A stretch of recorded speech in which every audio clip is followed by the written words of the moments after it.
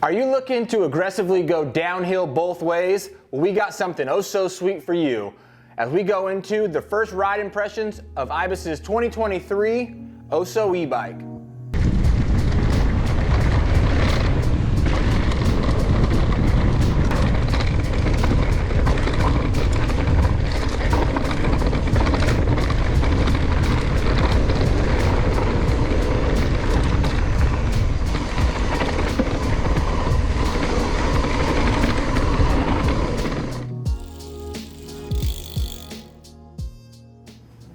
What's up everyone, Mark here from Jenson USA with Kyle here, all things bike with us to go over the 2023 Ibis Oso. So why don't you tell us a little bit about this new bike here from Ibis? Yeah, so this is Ibis's first e-bike into the market this year. And they decided to go to the full-size big bike. This is a pretty cool bike. So this is going to run the Bosch motor. The Bosch motor is really smooth. It's got a lot of different variants in it that you get through that with a 750 watt battery through this. And this is a big bike, so this is 170 mil front travel and 155 rear. It's got a 64-degree head tube angle. It's got chainstays that are variants on sizes as well as seat tube angle. So this is really a pretty cool bike to get out there. And like what Ibis is really saying, it's downhills both ways. So again, it does have that DW link, so it still pedals really well. It floats over things. And when it's headed back down the hill, it feels like a downhill bike. It's got enough weight to obviously to keep you planted, and it's smooth. It's fun to ride. Like anything else, gets us out there and enjoying the ride. That's awesome. How many modes does it have? I mean, e-bikes are really targeting so many different audiences today with platforms. Tell us a little bit about the different modes that are, equipped with the Oso, and how that really, goes with different riders out there. Yeah, so the Oso is using the Bosch motor in this. It's got 4 physical modes on this. So basically you have anything from an eco all the way to a boost on there with their digital platform through there. What's really nice with the Bosch motor is their platform that you could actually see battery life, you could see wattage and stuff that's putting out.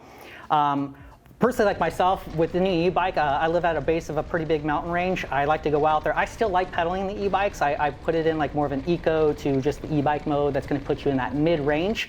And even on this guy, so first ride out, I really like to see and test the battery. We put in a 4,600 foot climb. That's 11 miles straight up.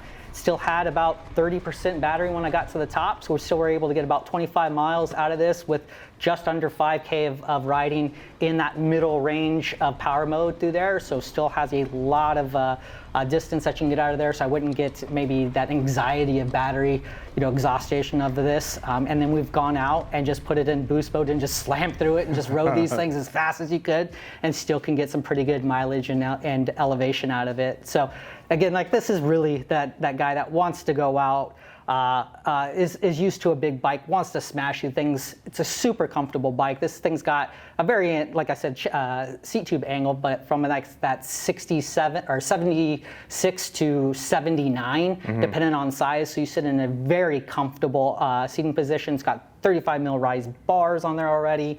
The reaches actually looks pretty long on paper, but it puts you in such a good seating platform with how steep that seat tube angle is on there. So it's someone that can go out, put big miles, and or just wants to do some fast laps after work. That's awesome.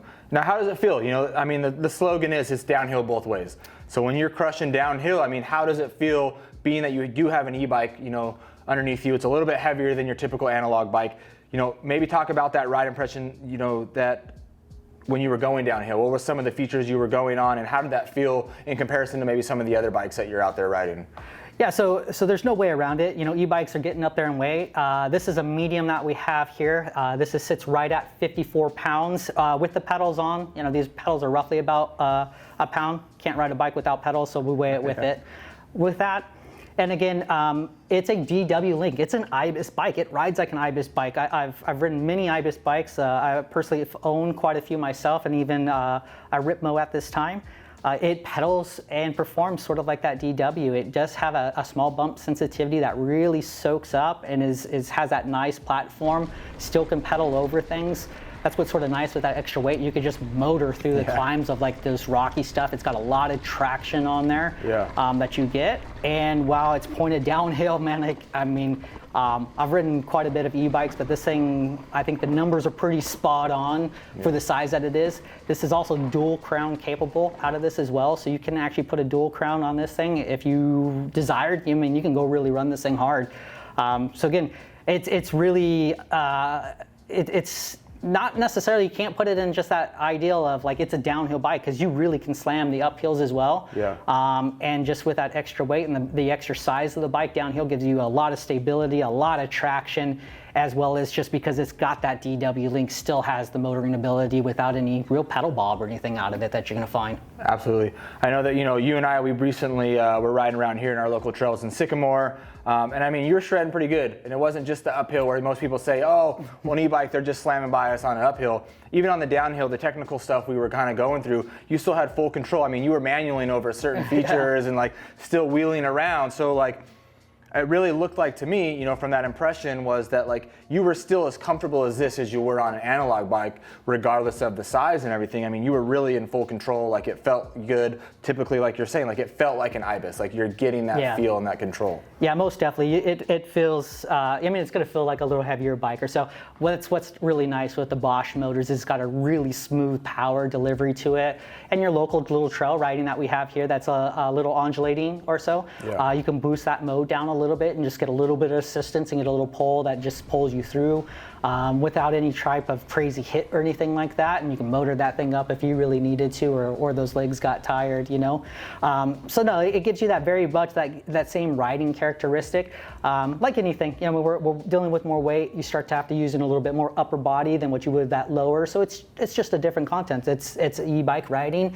You know, it's a new world for some of us, and we're getting a little bit more used to this. And bikes are starting to really gain and get traction into that, and really starting to get the angles and the weight down a little bit to complement the motor power and the delivery out of these. Awesome.